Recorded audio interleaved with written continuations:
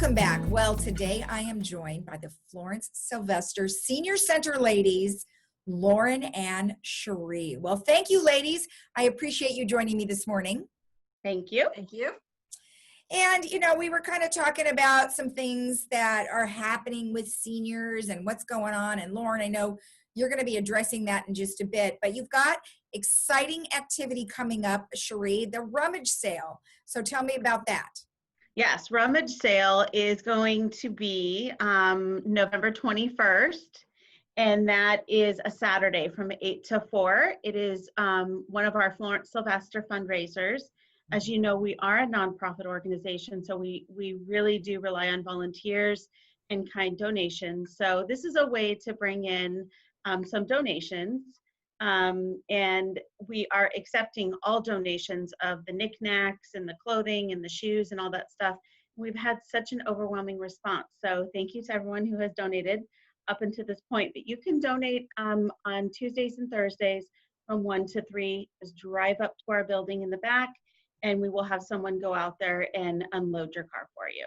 So what's the latest they can turn things in? Pardon me? What's the latest they can turn things in?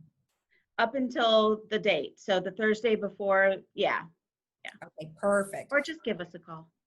Okay, good, because, you know, they might not be able to get there on a Tuesday or a Thursday, but, or even, you know, maybe close to date. So as long as that is still an option, that's great. Now, how are you going to handle the Rummage Sale? You know, how is that going to be handled in terms of people coming out to look at stuff?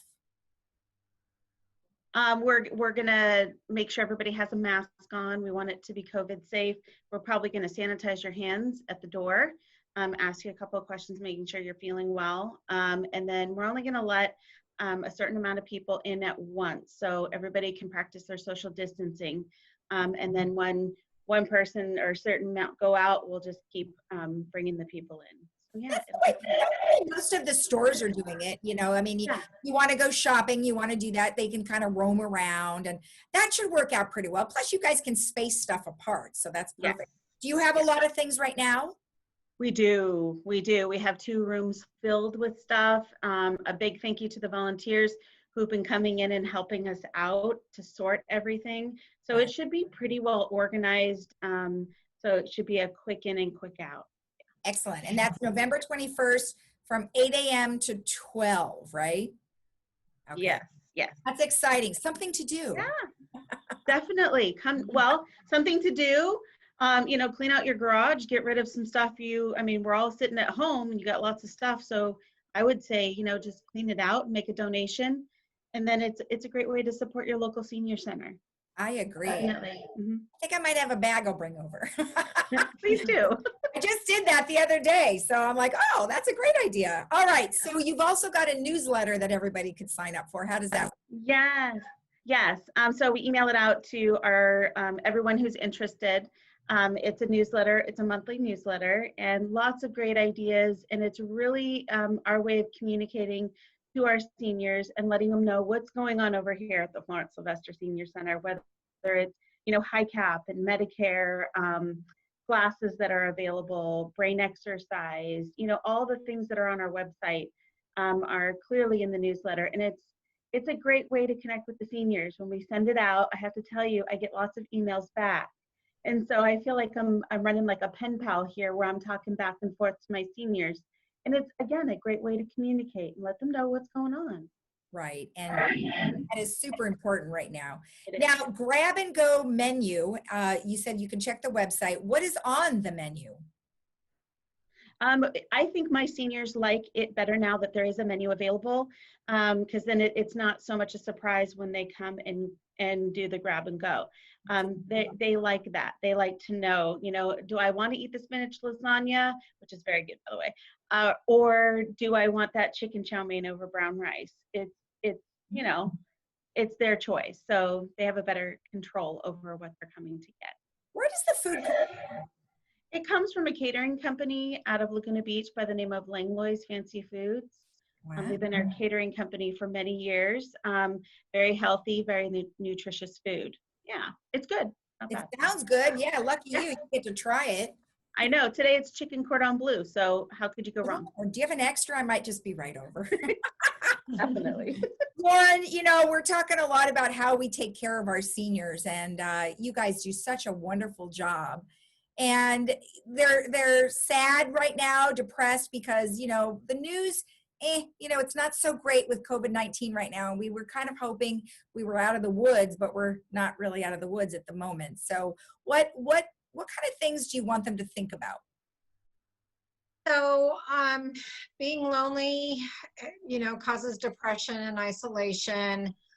They say that it's as bad as smoking 15 cigarettes a day, which is really, really bad for you. So, they're saying that there's, you know, stress hormones that can cause isolation and loneliness, and that it can increase your blood pressure, it decreases resistance to infection, and it can increase cardiovascular disease and cancer. So that's not good. We don't want that.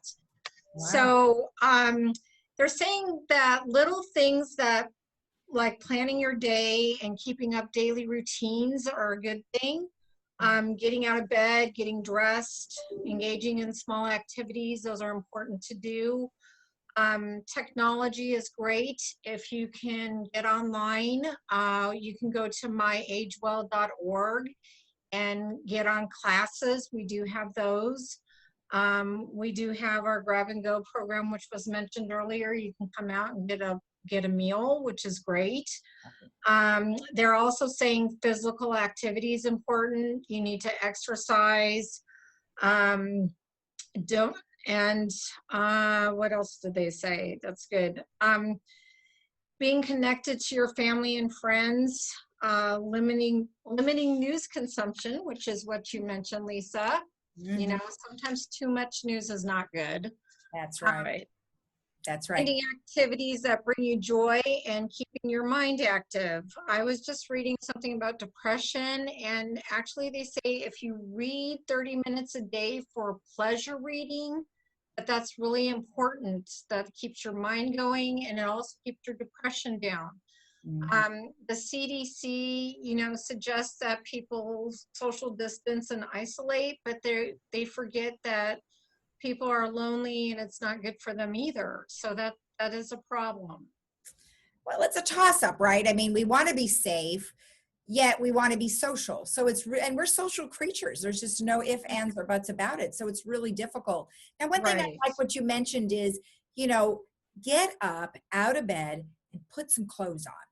Don't stay in your pajamas all day, because that is really unmotivating, I think. And another thing that I kind of like is, you know, go out. If you have your car and you're driving, go take a drive.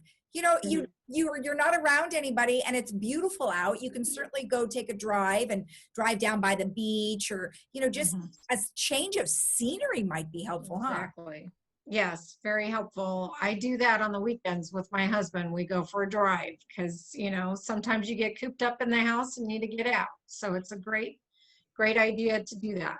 Yeah. And then like you said, you know, having a plan, you know, for the day, which, you know, that's harder. I think that's easier said than done. But, you know, maybe the night before, okay, I'm going to do something that I never did, or I'm going to do something that I haven't done this week. And you just kind of plan it out. And Sheree mentioned, you know, cleaning out your closets and your garage. You know, that is a great thing, because I tell you, when you look in the garage and you see boxes and boxes, you know, it might be time to go through those. So that's a great idea.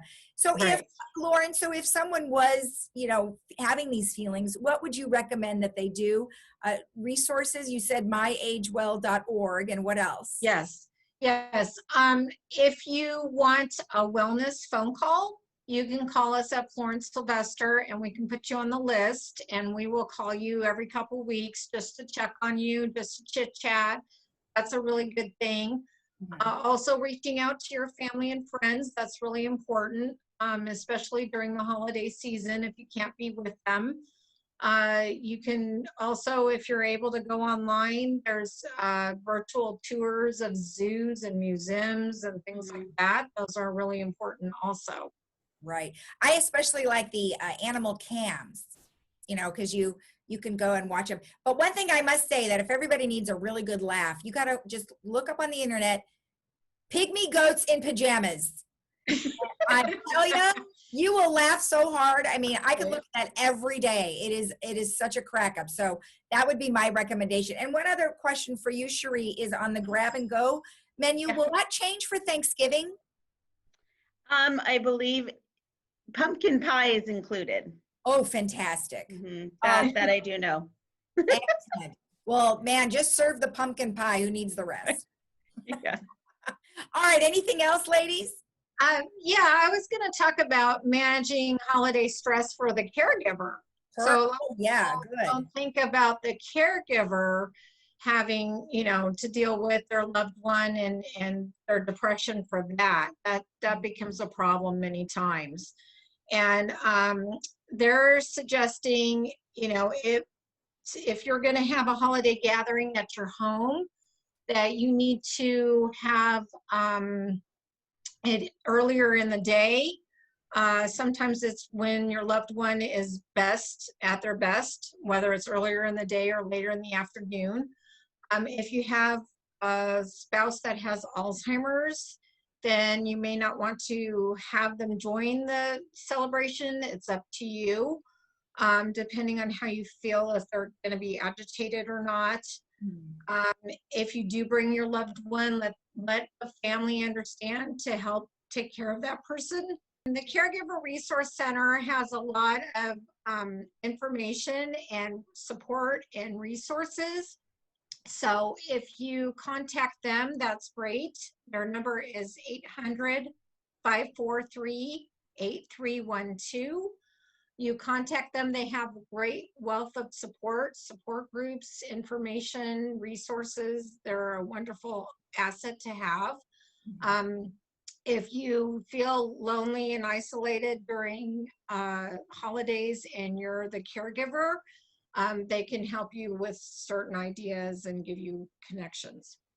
That's great. And I think that's a really good resource, like you said, especially for caregivers, because, we're trying so hard to take care of the patient or the person you're caring for, yet we totally forget about ourselves, who are the ones who are the caregivers. So that's really great. And we'll have you guys on again, before Christmas, and we'll be able to talk a little bit more about that and, the new year and that kind of thing, because again, we're in that long holiday stretch now, and it's not, and COVID's really not going away. So you combat that as well as the holiday blues, and you've got a double whammy. So excellent stuff. Thank you, Lauren. All right, ladies. Well, thank you so much. I really appreciate you taking the time. Thank you. And we'll keep in touch with you guys, and have a happy Thanksgiving. Thanks, you too, Lisa. Thank you so much. Thanks. All right, bye. Bye. And we'll be right back after this.